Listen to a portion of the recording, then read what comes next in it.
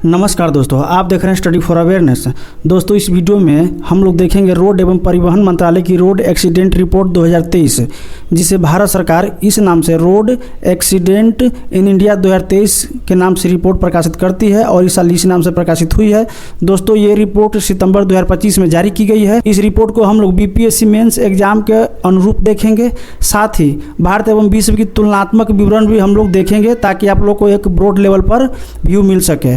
इसे आप लोग अंत तक जरूर देखिएगा क्योंकि इससे प्रश्न बनने की संभावना होती है आपके बीपीएससी मेंस के जीएस पेपर 2 में। तो वैसे तो ये रिपोर्ट 272 पेज का है, लेकिन मैं इसे आपको समराइज करके बताऊंगा ताकि आप लोगों को समझने में सुविधा हो। कहाँ पे नेशनल हाईवे पर कितना एक्सीडेंट हुआ, कितना इंजरी हुई है, कितनी की जान गई है, सब इसमें दिया हुआ। सड़क हादसे के मामले में भारत की स्थिति विश्व में क्या है या विश्व स्तर पर इसकी तुलना अन्य देश से करते हैं तो कहाँ भारत खड़ा होता है। दोस्तों, WHO के अनुसार 2023 में WHO के 2023 की रिपोर्ट के अनुसार दुनिया में हर साल लगभग 13 लाख लोगों की मृत्यु होती है सड़क हादसों में, जिसमें से 11% लोगों की मृत्यु अकेले भारत में हो जाता है। यानी 13 लाख की मृत्यु होता है दुनिया में, जिसमें से 11 लाख केवल भारत के हो जाते हैं जिनका मृत्यु होता है। इसमें से दुनिया में सबसे अधिक सड़क हादसा भारत में होता है और दुनिया में सबसे अधिक सड़क हादसों में मरने वालों की संख्या भारत में ही होता है। भारत की योगदान की बात की जाए तो भारत की विश्व जनसंख्या में हिस्सेदारी लगभग 17% है और वहीं सड़क हादसों में मरने वाली की संख्या का प्रतिशत 11%, ये भी विश्व में सबसे अधिक। रैंकिंग की बात की जाए विश्व में तो भारत सड़क हादसों में मृत्यु की संख्या नंबर 1 है विश्व में। तो जितने भी मृत्यु होती है भारत नंबर 1 पर है उस मामले में।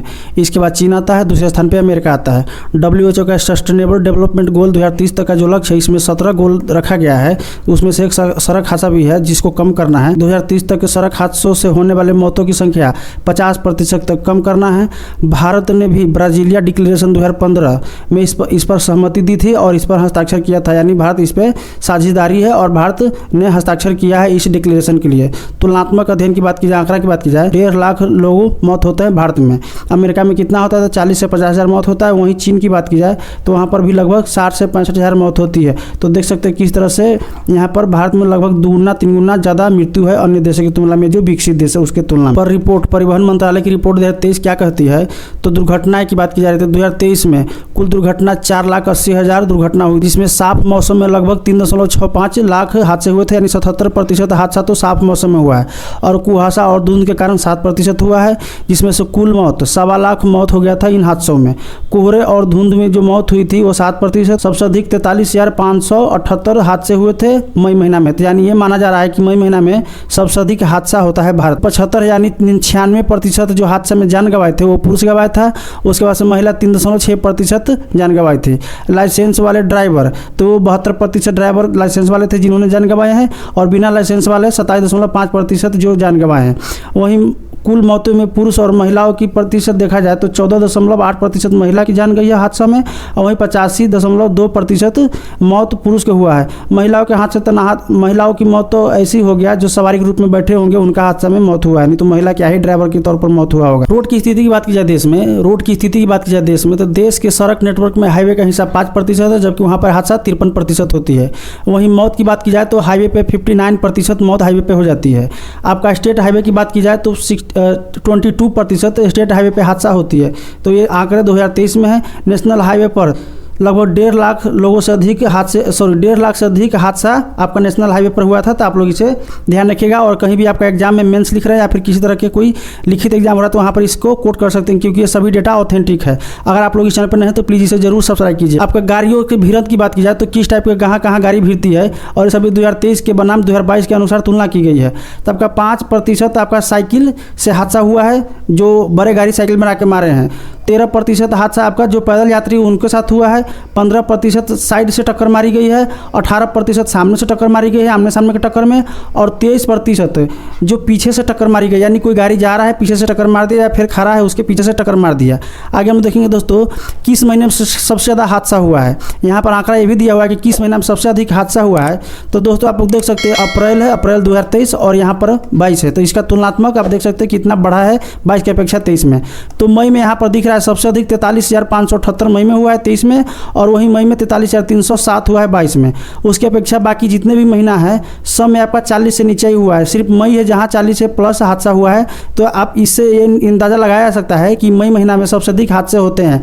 अब इसके क्या कारण है, वैज्ञानिक रिसर्च की जरूरत है, क्या गर्मी है या क्या इसके कारण है, किस वाहन में सबसे अधिक हादसे हुए हैं। तो दोस्तों दो पहिया वाहन यानी बाइक और स्कूटर सबसे ज़्यादा दुर्घटनाग्रस्त इन्हीं में हुआ है। तो दोस्तों ध्यान रखिएगा, दो पहिया और चार पहिया, दो पहिया और स्कूटर वाले भाइयों ध्यान रखिएगा, क्योंकि सबसे अधिक हादसा इन्हीं वाहनों का हो रही है। लाइट मोटर व्हीकल जैसे कार, जीप, टैक्सी दूसरे स्थान पर हादसे के मामले में है। और वहीं ट्रक और लॉरी जो सबसे बड़े गाड़ियाँ होती रोड पे, ये तीसरे स्थान पर है हादसे के मामले में। तो बड़े गाड़ियाँ कम हादसाग्रस्त हो रही है, जबकि छोटे गाड़ियाँ अधिक हादसाग्रस्त हो रही है। इसमें सबसे अधिक मौत होती है। तो दो पहिया वाहन में जो हादसा होता है वहाँ पर लगभग 44 यानी 45% मौत हो जाती है। तो दोस्तों ध्यान देने वाली बात ये है कि दो पहिया वाहनों में जो भी हादसा होता है उसमें लगभग आधा मौत हो जाती है, यानी आधा ही बचाया जा सका है। पैदल यात्री की बात किया तो 20% मौत हो गई है पैदल यात्री के हादसा में। जीप और कार, टैक्सी इत्यादि से जो एक्सीडेंट हुए हैं उसमें 15% मौत हो गए हैं। साइकिल सवार इसमें से 2 से 3% मौत हो गए, तो नाहक में इनका मौत हो जाता है जो बड़े गाड़ियाँ की मार देते हैं। ट्रक, लॉरी, बॉडी इस सब के द्वारा तो आपका 10% मौतें इसमें होती। उसके बाद पैदल यात्री और फिर कार, जीप यानी जो छोटे 4 पहिए वाहन है उनका होता है। तो सबसे अधिक हादसा इन्हीं लोगों का होता है। अब हम लोग देखेंगे कि इससे बचाव क्या किया जा सकता है। दुर्घटना से निपटने के कई सारे उपाय हैं, जिनमें से कुछ मैं आपको सुझा रहा हूं, और आप लोग जब मेंस लिखेगा तो उसमें सब डालिएगा, तो आपका जो क्वेश्चन है रिच हो जाएगा और एग्जामिनर अधिक मार्क्स देंगे। तो दो पहिया वाहनों की बात की जा रही है तो हेलमेट पहनना 100% अनिवार्य कर दिया जाए। हालांकि पटना और जो बड़े शहर उनमें ये लागू किया गया है। 2 से अधिक सवारी पर कड़ी कार्रवाई होनी चाहिए, नहीं बैठाना 2 से अधिक सवारी। High speed control, automatic speed governor होना चाहिए। कार, जीप, टैक्सी के बारे में की जा रही तो सीट बेल्ट पहनना सभी अनिवार्य हो जाना चाहिए सभी सीटों के लिए। ड्रिंक एवं ड्राइव के खिलाफ कड़ी निगरानी होनी चाहिए। गाड़ी चलाते समय मोबाइल फोन पर प्रतिबंध कड़ाई से निगरानी होना चाहिए। पैदल यात्रियों के बारे में बात की जाए तो आपको सुरक्षित पैदल पथ जैसे जेब्रा क्रॉस और फुटब्रिज का प्रयोग करना चाहिए। पैदल क्षेत्रों में स्पीड लिमिट आपका 30 किलोमीटर प्रति घंटा से अधिक नहीं होना चाहिए।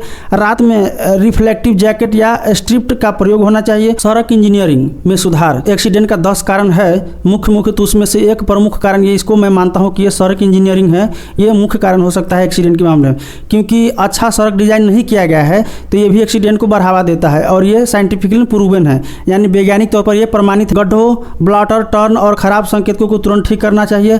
हाईवे पर रंबल स्ट्रिप, स्पीड कैमरे और रोड डिवाइस लगाना चाहिए। आपका स्मार्ट ट्रैफिक सिग्नल और सीसीटीवी निगरानी को बेहतर ढंग से संचालित करना चाहिए। ये सब आपका सड़क दुर्घटना को कम करने वाली युक्ति है। शिक्षा और जागरूकता ये सबसे बहुत महत्वपूर्ण चीज़ है, क्योंकि माना जाता है भारत में कि आपका सिविक सेंस जो है इसकी कमी है, तो इससे भी आपका सड़क दुर्घटना बढ़ता है। लाइट नहीं देना, इंडिकेटर नहीं देना, किधर से किधर घूम जाना, बाइक, स्कूटर, टेम्पो इत्यादि के तो ये हालत यही हो चुका है। आपका स्कूल कॉलेज स्तर पर रोड सेफ्टी एजुकेशन को बढ़ावा देना सबसे महत्वपूर्ण काम है कि स्कूल से शुरू होना चाहिए।